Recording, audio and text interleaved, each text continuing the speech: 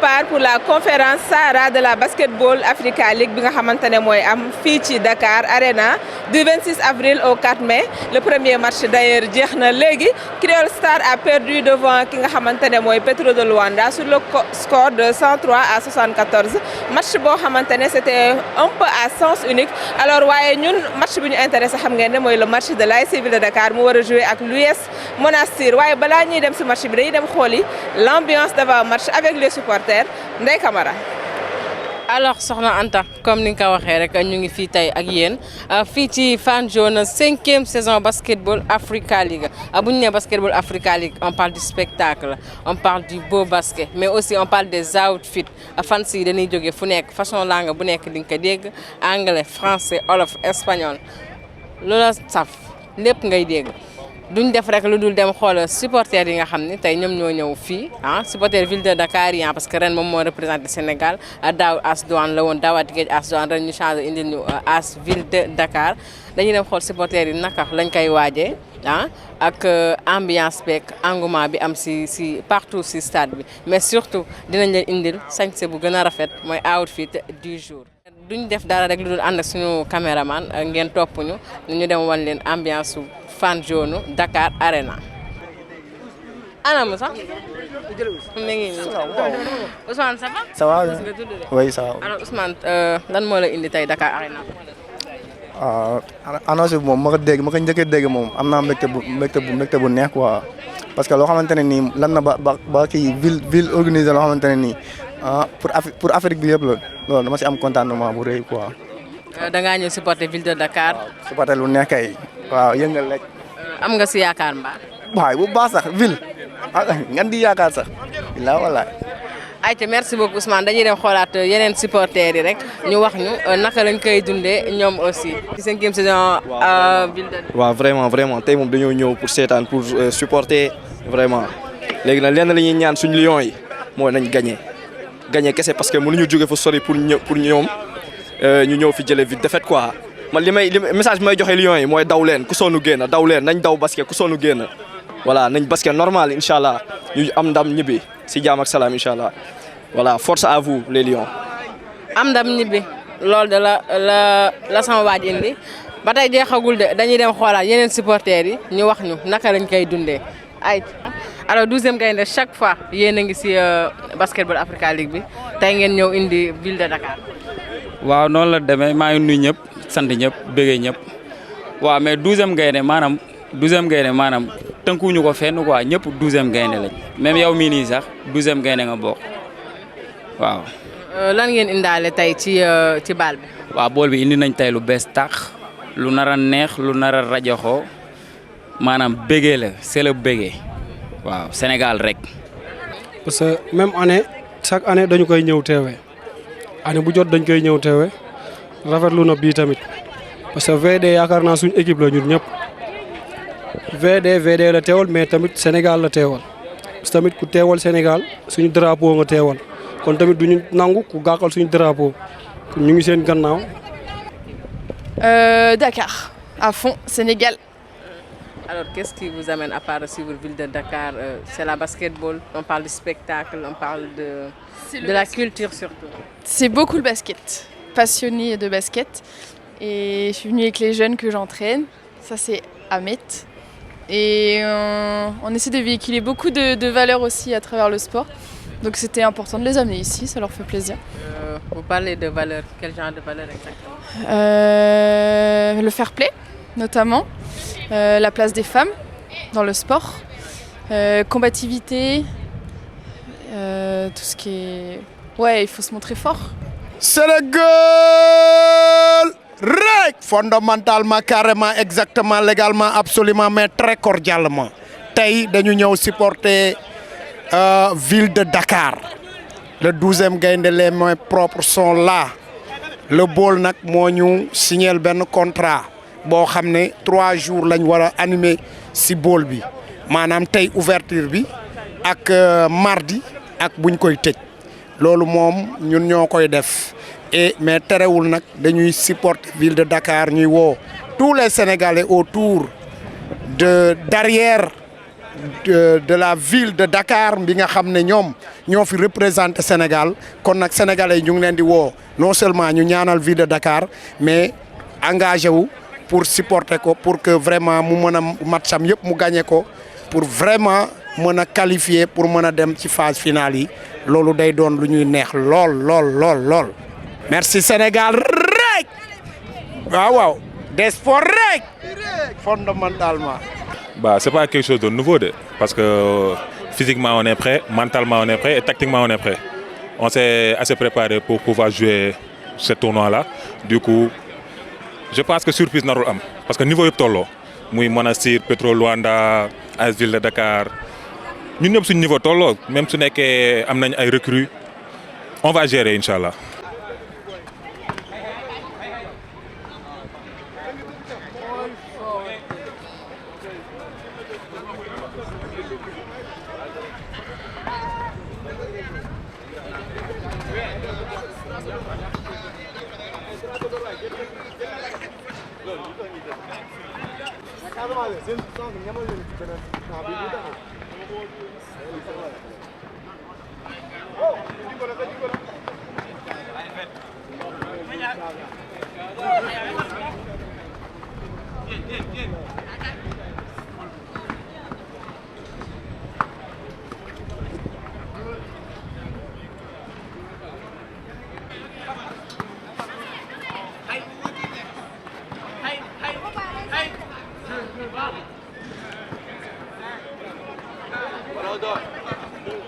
waaw damaa ñëw seetaan victoire ville de Dakar sax laay wax victoire moom fi indi quoi.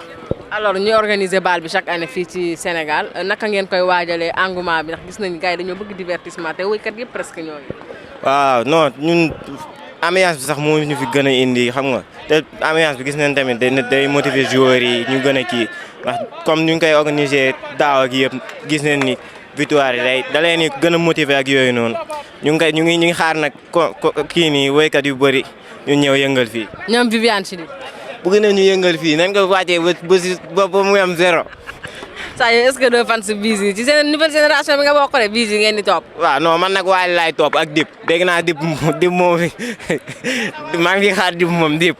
est-ce que du Dip moo la indi yow. non indi victoire ville de Dakar moom fi indi victoire rek moom fi indi nañ reyante si biir nag. est-ce que gis ngeen Ramatoulaye li mu basket fii léegi Ramatoulaye mi tey ñu ko yóbbu équipe nationale xaar ma Moustapha. Ramatoulaye ayca. wax ñu lan moo la indi fii tey gis nañ la ngay def lu neex si parc bi. salaamaaleykum maa ngi tudd Ramatoulaye Balde maa ngi jógee Gorom non dañoo déggoon que match yi dina am loolu moo tax suñu ko si def le tout pour ñu am ay ticket pour mën a seetaan match yi. alors nga gis engouement bal bi nu ko nit ñi di waajee lan moo la gën a neex yow la fekk nga ñëw si bal bi. lu ma gën a neex mooy genre ñu ñëw ñu tasee passé da ngay gis ñoo xam ne yaa ngeen gisante si yeneen terrain ngeen ñëw ngeen fekkante fii da ngay gis ñoo xam ne mosoo leen a xam léegi ngeen gis leen fii ngeen xamante après match yi si biir day neex trop ambiance bi lépp daay neex daal moo tax du ma ko bëgg a raté. c'est bon alors nga wax ñu tey lan moo ñu fi indi yow dafa mel ni basketteuse nga def sa outfit bu nice bi nga def sa sañse bi si biel bi rek. non tey dañoo ñëw pour genre supporter s'amuser tout ça comme ça daaw fekkoon nañ ko mu fekkaat ñu fi ren dañuy yaan yàlla chaque année muy fi fekk ñuy gën di gagner dem ay victoire incha allah. alors bal bi gis nga nu muy neexee ah ñu koy waajal at bu jot ambiance artiste bu la neex mi ngi fi spectacle ak du beau basket lan moo la gën a neex yow si biel bi. genre ambiance bi neex na ma partage bi tamit neex na ma genre neexul na nga jógee dëkk ba dëkk ñëw di seetaan ci tu vois. mun nga si am contact yi lépp parce que tamit artistes yi ñoo ñuy gën a kii poussé ñuy ñëw parce que am na yoo xamante ne ambiance moo ñu fi indi am na yoo xamante ne sport moo ñu fi indi am na ñoo xamante ne dañuy ñëw pour seetaan am na ñoo xamante ne dañuy ñëw pour fësal seen bopp aussi tamit fii ñëpp a ngi fi ñu fi nekk ñëpp kenn xamul ku nekk fi nga jógee moo tax nit foo nekk rek nekk fa benn comme ñëpp quoi. lan moo la si gën a neex yow lan moo ambiance bi ngay wax bi wala basket bi exactement. man basket bi neex na ma trop parce que moo tax ma gën a ñëw mais aussi ambiance tamit si biir ak ñi nga gëj a gisanteel fii ngay xamante ne seen morom basketteur ñu bëri genre tout ça. man Yacine. GBA laa nekk. cadet lay compétir. yow GBA nga faral ma sa équipe mais quand même nga ñëw ville de Dakar ñu gis ni fi mu toll ni kon ville de Dakar teewalu fi Sénégal teewalu fi ville de Dakar kese mais Sénégal yëpp la fi teewal. waaw ville de Dakar moom équipe bu mag la quoi parce que ñun daaw demoon nañ final ak ñoom ñu gagné ñu presque final yëpp léegi ren ñu ñëw yéeg tournoi monté ñëw fii nii war a représenter Sénégal c'est normal que ñu ñëw fii war a soutenir ville de Dakar quoi. yow it da ngaa ñëw soutenir ville de Dakar. waaye damaa ñëw pour soutenir ville de Dakar. yow mbaa faroo Zeba yow tamit. mais man GBA laay entraîné moo tax. Sénégal qui gagne. oui c'est Sénégal qui gagne. lan moo la gën a neex si biir. genre man damay ñëw nii pour seetaan si bal c'est la première fois nag ma am si kontaan de nag instant yii nii kontaan naa si trop waaw. kii moom ma leer na ma ba leer ni ASC Ville de Dakar Babacar Sané moo ko fi indi. mais like for real kay man Baba ma fi andi Bamsa bi Big Four mais teewul moom dañuy support Ville de Dakar parce que Sénégal la ñu représente couleur bi like kon Baba moom bon na dafay stade yu baax yaa ma gën a xam dafay 3 points mayonnaise comme ni ñu ko xamee rek. Babacar na dafay stade yu baax mais Monastir bu mu gagné. Monastir bon whatever que le meilleur gagne laay demee tamit parce que la S moo nekk fële tamit Big Four for real moom la ñuy bëggee. Ils se sont déplacés en masse gis ngeen ko supporters yi nga xam te ne ñoo ñëw supporter si ASC Ville de Dakar ngir mu mën a am ndamam bu njëkk si conférence Sahara bi léegi nag dara desul lu dul ñu dugg xooli match bi balaa ñu leen di jox les statistiques jox leen tamit li nga xamante ne mooy les outfits du jour noonu la ñuy tëjee ak yéen léegi lay doon.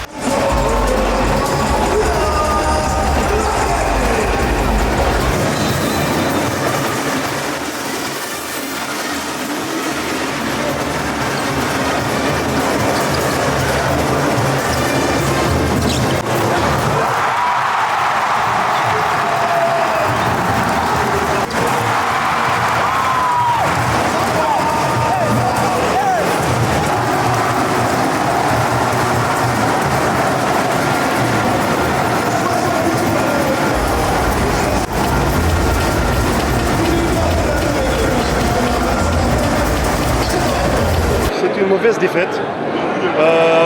Je pense que le premier match c'est toujours important pour commencer le tournoi. Malheureusement on a perdu le match. Nous allons rattraper Inch'Allah le deuxième match, c'est demain. Encore 5 matchs. Il y a encore du travail à faire et j'espère qu'on va gagner les 5 matchs. Une victoire, ça fait toujours du bien, surtout le premier match pour bien entamer la compétition. Donc, c'est quelque chose que, quelle que soit la manière dont ça se passe, ça fait toujours du bien. Maintenant, la clé du match, je pense qu'on a été un peu plus organisé. On a eu les arrêts défensifs quand il le fallait. Et aussi, on a eu à scorer la balle quand il fallait. Et les 2 dernières secondes, on a pu bien garder la balle sans le perdre et mettre nos lancers. C'est pas qu'on a lâché, c'est le basket. C'est une question de rythme. À un moment donné, c'est des runs. On a fait notre run, ils ont fait leur run, on a refait notre run, ils ont fait leur run. Mais à la fin, on a pu bien gérer la fin du match et on a eu la victoire. Ça donne plus de confiance. Ça donne plus de confiance pour préparer les matchs à venir. Bon, ça, c'est le jeu. C'est le jeu, ça arrive. C'est comme dans votre travail, des fois, vous faites des erreurs, non? D'abord, permettez-moi de féliciter les 2 équipes pour avoir vraiment produit un match donc, de très haut niveau, où chacun des 2 équipes pouvait gagner ce match. Dieu merci, vraiment nous l'avons remporté. Mais pour revenir à votre question, c'est des choses qui arrivent, c'est des choses qui peuvent arriver. Et je pense qu'à un moment, on a confondu un peu vitesse et précipitation. Il y a mon ami Arnaud qui est là, et il voulait coûte que coûte, donc mettre en exerce son talent, prouver son niveau. Parfois, c'est des choses qui peuvent vraiment aller à l'encontre du joueur, parce qu'il y avait beaucoup de pression et il tenait vraiment à vraiment se mettre en exergue. Okay? Donc c'est ce qui a expliqué un peu donc, les nombreuses pertes de balles que nous avons donc, à son niveau et d'autres aussi, ce n'est pas lui seul. Okay? Donc c'était un peu la précipitation. Okay? Et vraiment l'envie vraiment d'essayer de se mettre en exergue, de gagner ce match. Okay? Parce que c'était des moments décisifs. Je peux dire, vu qu'on a gagné aujourd'hui, surtout, ça fait encore plus de bien. Parce que moi, je suis arrivé, je pense, depuis mars. Et tout s'est bien passé. On a commencé la préparation depuis Dakar. Après, on était à Hambourg. Et j'étais là, lui, il était là. Après, il y avait été qui était aussi là. Et il nous a rejoint 2 semaines après. Et tout s'est bien passé. Le ressenti, ça fait du bien. Ça fait du bien. Ils nous ont appelés pour essayer de faire une bonne compétition. Et là, on est dans la compétition avec une victoire. Et que toujours bien. Ça aide et ça va sûrement créer encore plus de confiance pour nous. Bon, vous l'avez déjà dit, hein? Donc un joueur qui a fait 5 billets, c'est-à-dire c'est un joueur qui a beaucoup d'expérience. C'est la raison pour laquelle nous l'avons recruté, okay? Pour apporter vraiment un peu plus d'expérience dans l'équipe. Parce que c'est notre première participation. Nous devons vraiment avoir en notre sein donc, des joueurs qui ont vraiment qui ont de l'expérience par rapport à cette compétition-là. Donc lui, donc, je pense que par rapport à les joueurs qui ont pratiqué la BL, donc, je pense que il fait partie des joueurs les plus anciens. Donc quand je parle d'anciens, c'est un peu par rapport à le nombre de fois qu'il a participé à ça. Et c'est sur ça que nous l'avons compté. Maintenant, bon, en fait, c'est comme ça, hein, les joueurs. Il peut y avoir des matchs sans, mais je le comprends très bien. Okay? Il avait envie de prouver quelque chose. Et ça, bon, je vais lui conseiller cela et lui conseiller qu'un joueur doit être toujours patient. Okay? Si chaque fois vous voulez vraiment vous racheter à la minute suivante, okay, parfois ça peut vous faire sortir du match. Okay? Donc voilà, à un moment on voulait le sortir, mais on sait un peu les capacités qu'il a. Okay? Et qu'il peut à tout moment donc, renverser les choses. Donc, mais si c'était dans l'ordre normal des choses, donc il devait même sortir. Okay? Donc voilà, c'est ça. Donc bon, au départ, ce qu'on s'était dit, c'est que vraiment on va prendre cette compétition-là, match par match. Okay? Donc aujourd'hui, nous avons gagné. Okay? Et ça nous permet un peu de nous décompresser un peu parce que, bon, moi, en ce qui me concerne personnellement, donc j'étais un peu stressé. Okay? Donc parce que quand vous attendez une compétition et vous ne connaissez pas la valeur des équipes que vous rencontrez, toujours vous vous posez des questions. Est-ce que mon équipe est prête donc, pour aborder donc, cette compétition? Là, cette prestation que nous venons de faire nous montre un peu que vraiment nous sommes dans le tempo. Okay? Ça ne veut pas dire que nous sommes meilleurs que les autres. Okay? Donc, mais nous sommes dans le tempo. Okay? Donc vraiment, et par rapport à le reste du tournoi, donc, on va encore se battre, okay? Davantage, okay? Jouer les matchs de la même manière, okay? Jusqu'à l'issue du tournoi. Je pense que je suis plus ou moins satisfait. Hein? Donc, quant à vraiment l'apport du banc, okay? Si vous voyez bien, au départ, nous avons aligné donc, les recrues. Okay? Nous avons aligné les recrues. Donc ça, c'est stratégique. Ça ne veut pas dire que donc, nous pensons qu'ils sont meilleurs ou pas. C'est stratégique. Okay? Mais moi, dans mon fort intérieur, je savais que le banc pouvait apporter. Okay? Je savais que le banc pouvait apporter. Et c'est en cela que se réside ma satisfaction. C'est l'apport que le banc a apporté. Okay? Et je sais qu'ils peuvent apporter davantage. Okay? Donc, et ça, c'est important par rapport à là où nous allons. Parce que donc, vous pouvez compter sur des joueurs, okay, qui, le jour J, donc, vraiment donc, ne sont pas dans le match. Okay? Et là, si vous n'avez pas confiance à d'autres qui sont derrière, donc ça va poser des problèmes. Okay? Et là, bon, vraiment, c'est la leçon que nous pouvons tirer de ce match-là. Parce qu'à un moment, donc, les joueurs, qu'on peut dire locaux, okay, ils ont apporté leur pierre à l'édifice. Okay? Et ça nous consolide un peu dans notre idée que vraiment, une équipe, c'est tout le monde, quoi. Okay? Donc, c'est des apports, quoi. C'est fini ici à Dakar Arena. L'AS Ville de Dakar s'est imposé pour son premier match de Basketball Africa League de la Conférence Sahara. une victoire 70-67, mais que ce fut difficile pour les hommes de Libaas Faye. C'était très dur puisque ASC Ville de Dakar première mi-temps bi daf ko mené bi muy dem réussir ko mené de 8 points d'écart si match bi 42-34 waaye ñu dellu si deuxième mi-temps équipe bi xaw a bàyyeeku tuuti ba nga xamante ne jël nañ benn 16-8 lors du troisième quart-temps et loolu noonu tout est des mu xañ leen match bi waaye au troisième quart-temps les hommes sont revenus alors ñu def benn chassé croisé durant toute la première partie du quatrième quart-temps si mujjantal gi ASC Ville de Dakar mujj na gagné 70-67 benn joueur nag bi nga xamante ne il s'est beaucoup distingué si match bi muy nekk Bara Ndiaye avec ses 15 points 4 rebonds 1 contre am plus 13 d'évaluation du moom kese joueurs yëpp wane wu nañ dañuy dem xool ji léegi l'action du match. Bah am contentement avant tout on a grâce à Dieu parce que tey suñu borom moo ñu jàppale que mu nekk suñu jour bon kontaan nañ trop vu que c'est notre match d'entrée et c'est pas facile nga gagner sa match d'entrée surtout à domicile vu le stress supporters yi message yëpp da ngay boole stress yëpp ak match bi donc tu as deux da ngay am ñaari stress mais alhamdulilah. Bon, je pense qu'on a bien défendu sur le quatrième quart-temps. On a bien défendu. loolu moo tax ñu gagné match parce que match mënuñu ko gagné tant que défendre ñu normalement waaw à chaque fois suñu regroupé woo leader yi dañuy wax parce que fii ay joueurs yu expérimenté rek lañ fi indi comme Arona Perry et Majok Eke donc à chaque fois suñu tolloo si yenn moment yi ñoom dañuy woo wax ñu carrément loo xamante ne loolu la ñuy def moo tax yàlla sutura. He's on the floor, of course. There's Layani. He is a hustler. He's hard as nails. Hardy Jr. over the shot. Nate safe at the back. Good defensive rebound there coming from Samba Foul.